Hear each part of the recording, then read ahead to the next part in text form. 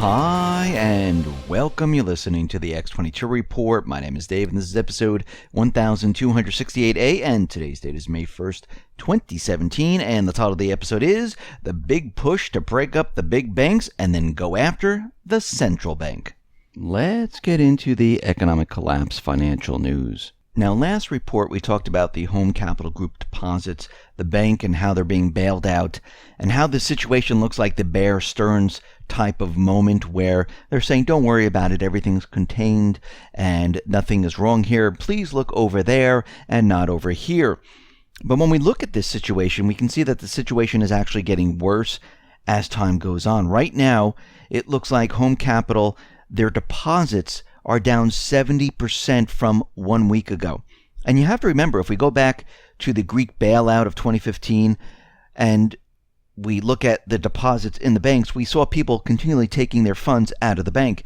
And when we look at Home Capital Group, it looks like the same thing is happening here, where people are coming in, they're taking their funds out of this bank and saying, you know something, we don't trust it. We want our money and we want it before it fails.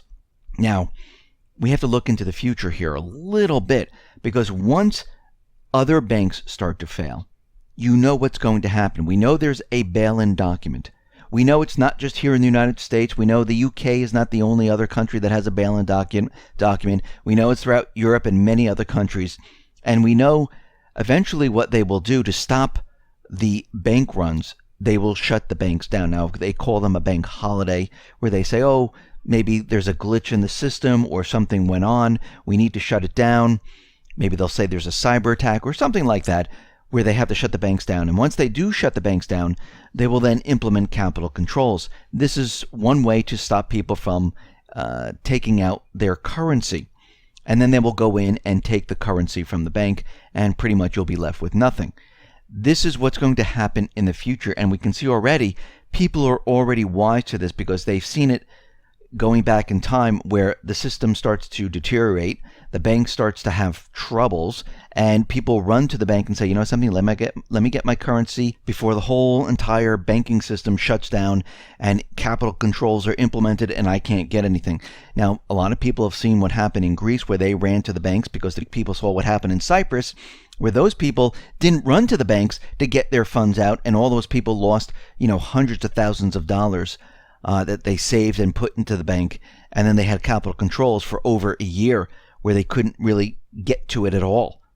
And we can see right now that this housing problem, well, it's not isolated in one area.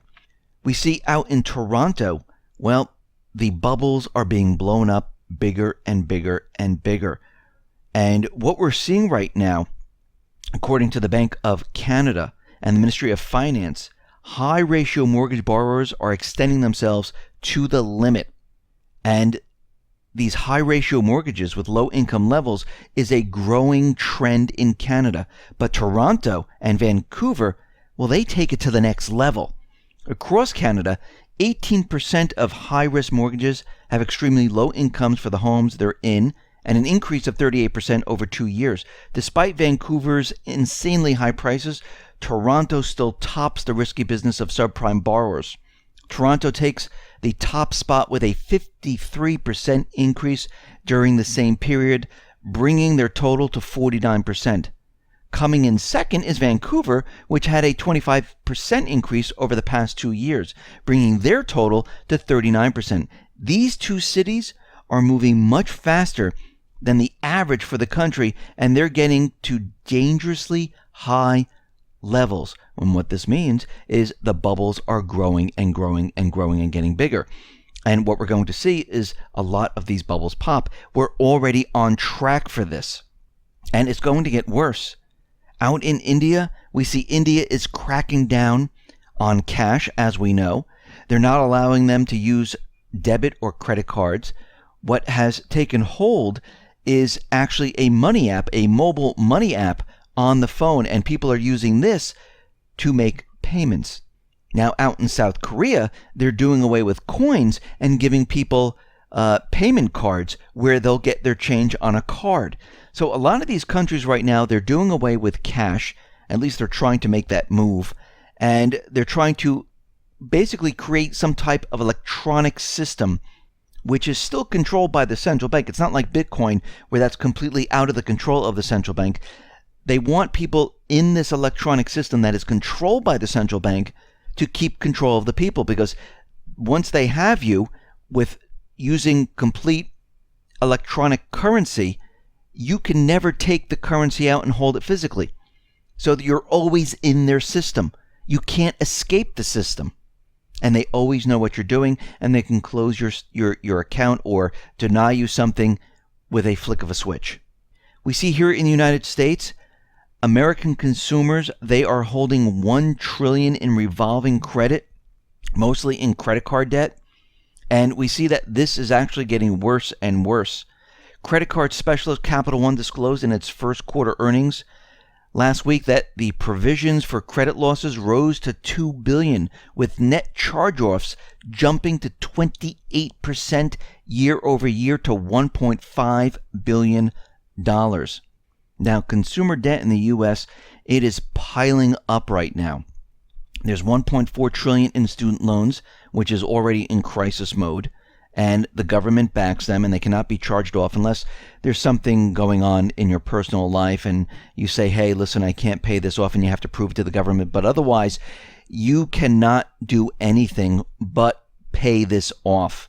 Even if you don't have a job, you still have to pay it off in the end, unless you make an incredible case of how you can get out of it. Most of the time, they'll defer the payments until you're back up on your feet. We see the auto loan industry and the subprime loan package with auto loans is around $1.1 trillion. And this is a scenario where it's almost like the subprime security in real estate, but now they've done this in auto loans. And we can see right now, according to a study, 35% of people said they pay as much as they can on each of their debts each month, but they can't keep up with it. 19% said they pay off debts with the highest interest first and make minimum payments to others. And what we're seeing from all this is that people are having a very difficult time surviving and paying off all this debt, especially when wages and income are continually declining, when people are losing their jobs in retail and corporations, and business is starting to slow. And I'm hearing from a lot of people that business is starting to slow and things are not looking good out in the corporate world right now. And we can see that all of this is happening at once. I mean, look what is happening right now.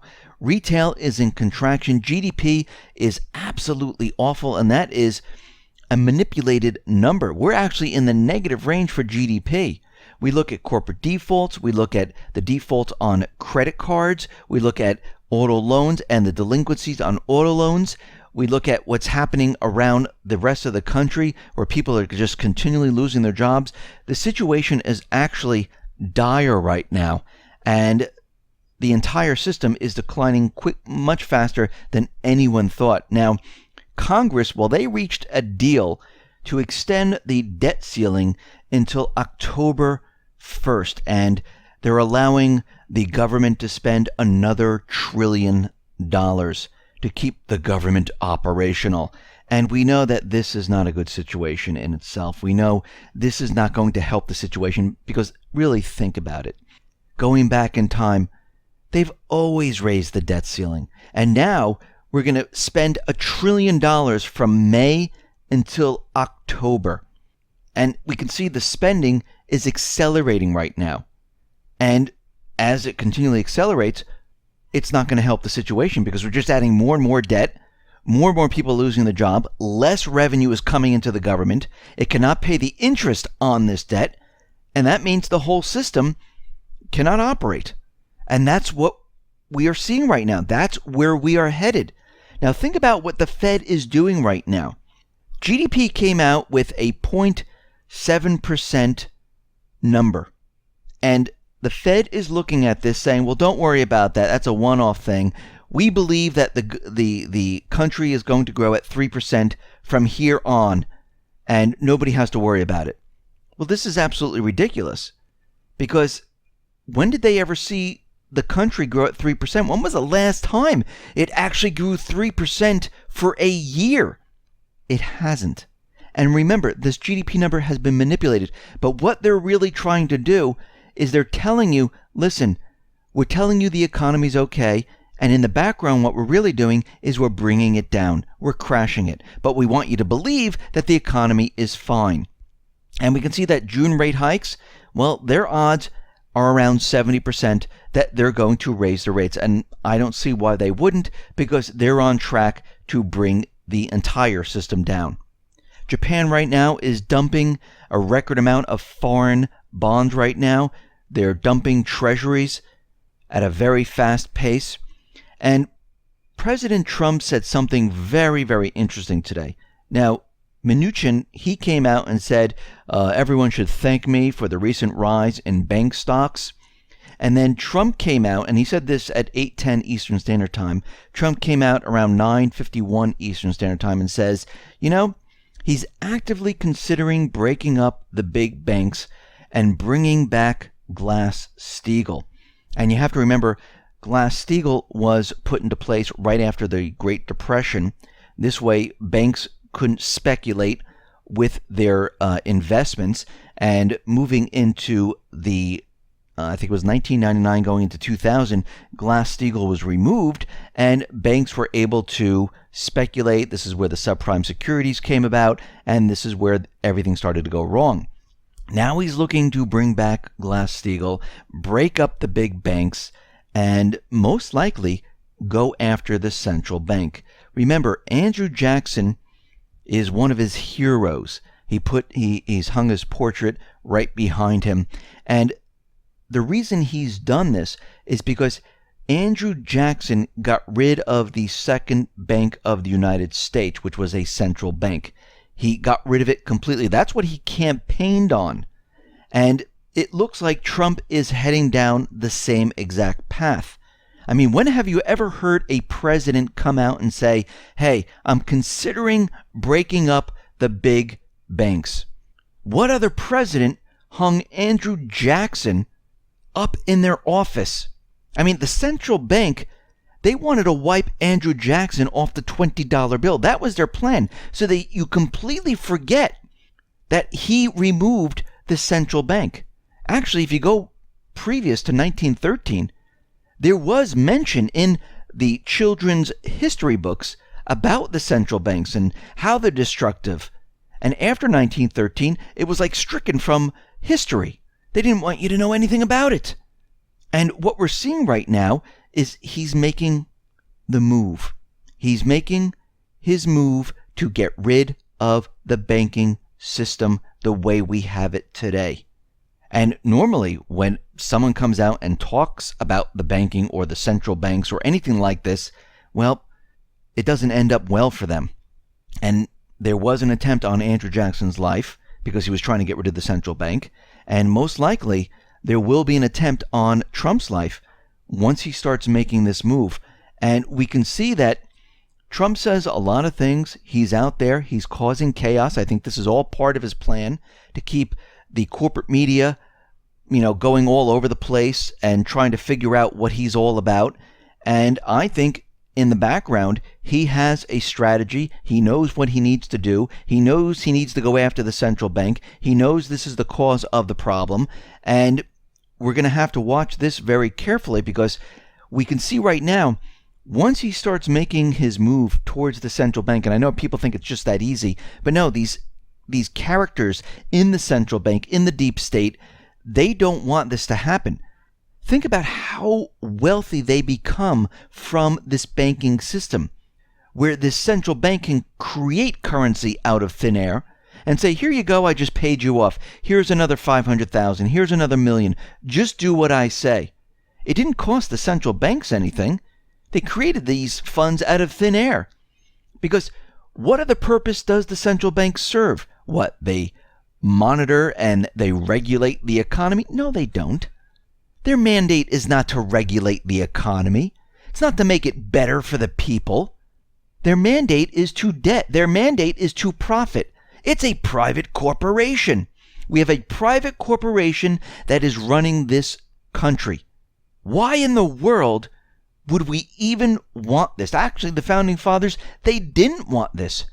This is what they fought against. This is what the Revolutionary War was all about. It wasn't about tea. It was about getting rid of the central banking system, having the government coin money, having the government, and when I say government, I'm talking about we the people, the government, having we the people, the government, manage our finances, create the currency without interest. So this way, when they have to balance the books, they can do this very easily. Where all the money that is out in circulation, if you brought it all back in, the books would be balanced. Compared to the central banking system, where they loan the government currency and they attach interest to it, even if that currency comes back, they're still short. The books can never be balanced. And we can see right now, this is the move that Trump is making. This is why he's making these statements. This is why during his campaign, he mentioned the Federal Reserve. And if you notice, when Clinton was having her debate with Trump, she got very angry about mentioning the Federal Reserve. Well, the whole reason for this is to get rid of the central bank. And I believe in the background, this is exactly what he's doing. And these individuals that are in his administration, well, if you notice, he's actually starting to say the opposite of all these people, and all these people are trying to cover up what he's saying. And I believe that they're on two opposite sides here, where they're on different missions. Many of those individuals in the administration are trying to work with the central bank. They like what they have, and Trump is on one side getting rid of the central bank, and these people that are there, well, they're going to be removed eventually. And as we move forward, him taking down the central bank, which is a perfect time when the economy collapses, it's going to be a complete disaster because everything has to reset. Everything has to be started from scratch. It has to be reset. And this is what we're going to see. And no matter which way we look at it, there's a collapse coming, either from the central bank or from what Trump is trying to do. And we're going to feel pain no matter which way you look at it. Think about your household and you go through a bankruptcy. There is pain. Everything has to be reset. Debt has to be wiped out. Everything has to be restructured. So we are going to feel pain during this period, and this is why you need to be prepared for what is coming. Listen, everyone, thanks a lot for listening. Be well, be safe, and especially be prepared. Thanks a lot.